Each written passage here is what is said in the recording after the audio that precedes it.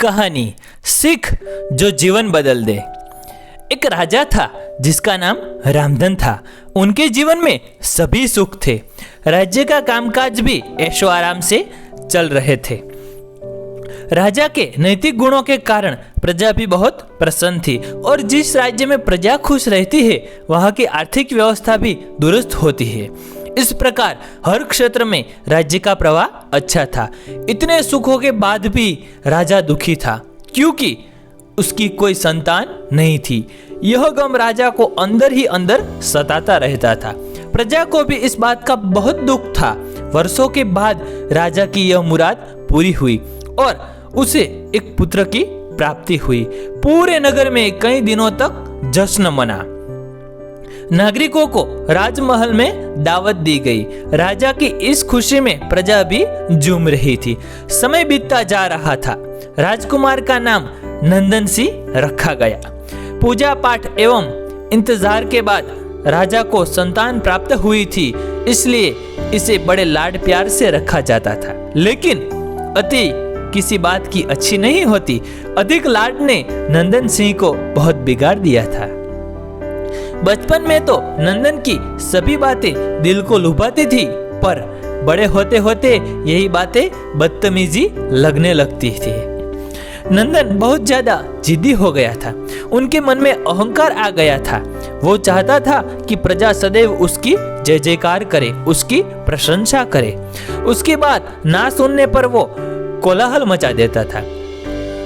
बेचारे सैनिकों तो वो पैरों की धूल ही समझता था। आए दिन उसका प्रकोप प्रजा पर उतरने लगा था। वो खुद को भगवान के समान पूजता देखना चाहता था। आयु तो बहुत कम थी, लेकिन अहम कई गुना बढ़ चुका था।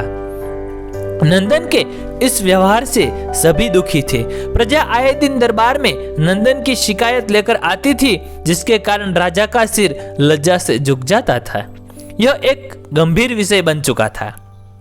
एक दिन राजा ने सभी खास दरबारियों एवं मंत्रियों की सभा बुलाई और उनसे अपने दिल की बात कही कि वे राजकुमार के इस व्यवहार से अत्यंत दुखी हैं। राजकुमार इस राज्य का भविष्य है। अगर उनका व्यवहार यही रहा तो राज्य की खुशहाली चंद दिनों में ही जाती रहेगी। दरबारी राजा को सांत्वना देते हैं और कहते हैं कि आप हिम्मत रखें, वरना प्रजा निसहाय हो जाएगी।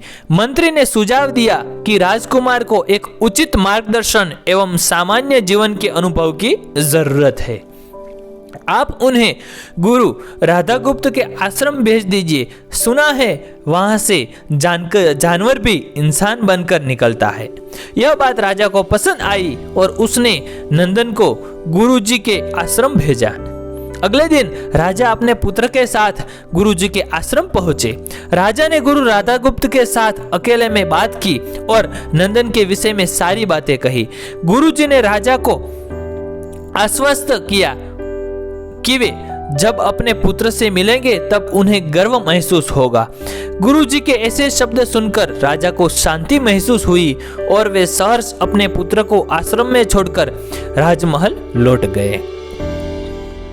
अगले दिन सुबह गुरु के खास चेले द्वारा नंदन को भिक्षा मांगकर खाने का कहा गया, जिसे सुनकर नंदन ने साफ इनकार कर दिया। चेले ने उसे कह दिया कि अगर पेट भरना है तो भिक्षा मांगनी होगी और भिक्षा का समय शाम तक ही है, अन्यथा भूखा रहना पड़ेगा।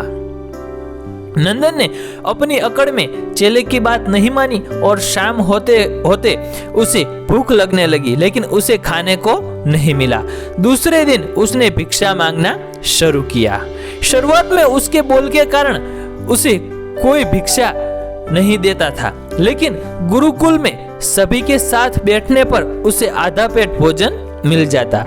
धीरे धीरे उसे मीठे बोल का महत्व समझ आने लगा और करीब 1 महीने के बाद नंदन को भरपेट भोजन मिला, जिसके बाद उसके व्यवहार में बहुत से परिवर्तन आए। इसी तरह गुरुकुल के सभी नियमों ने राजकुमार में बहुत से परिवर्तन किए, जिसे राधागुप्त जी भी समझ रहे थे। एक दिन राधागुप्त जी ने नंदन को अपने साथ सुबह सवेरे शहर पर चलने कहा। दोनों शहर पर निकल गए। रास्ते भर बहुत बातें की। गुरुजी ने नंदन से कहा कि तुम बहुत बुद्धिमान हो और तुम में बहुत अधिक ऊर्जा है जिसका तुम्हें सही दिशा में उपयोग करना आना चाहिए। दोनों चलते चलते एक सुंदर बाग में पहुंच गए जहां बहुत सुंदर सुंदर फूल थे जिनसे बाग महक रहा था। गुरुजी ने नंदन को बाग से पूजा के लिए गुलाब के फूल तोड़ने कहा। नंदन झट से सुंदर सुंदर गुलाब तोड़ लाया और अपने गुरु के सामने रख दिए। अब गुरुजी ने उसे नीम के पत्ते तोड़कर लाने कहा। नंदन वो भी लाया। अब गुरुजी ने उसे एक गुलाब सूंघने दिया और कहा, बताओ कैसा लगता है। नंदन ने गुलाब सूंघा और गुलाब की बहुत तारीफ की। फिर गुरुजी उसे नीम के पत्ते चखकर उसके बारे में कहने को कहा।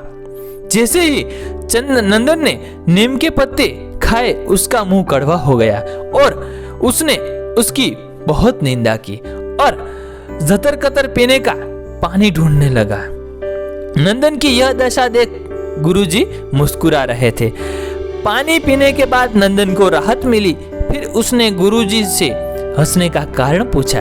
तब गुरुजी ने उसको कहा कि जब तुमने गुलाब का फूल सूंघा तो तुम्हें उसकी खुशबू बहुत अच्छी लगी और तुमने उसकी तारीफ की, लेकिन तुमने नीम की पत्तियों खाई तो तुम्हें कड़वी लगी और तुमने उसे थूक दिया और उसकी निंदा भी की।